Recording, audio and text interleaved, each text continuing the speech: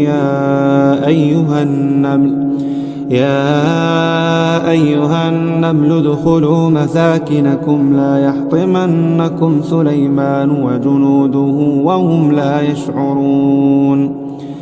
فتبسم ضاحكا من قولها وقال رب أوزعني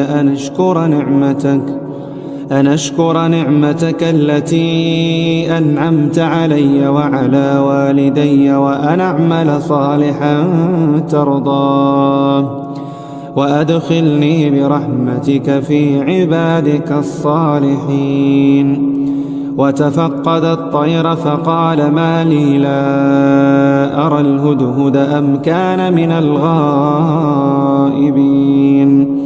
لأعذبنه عذابا شديدا أو لأذبحنه أو لياتيني بسلطان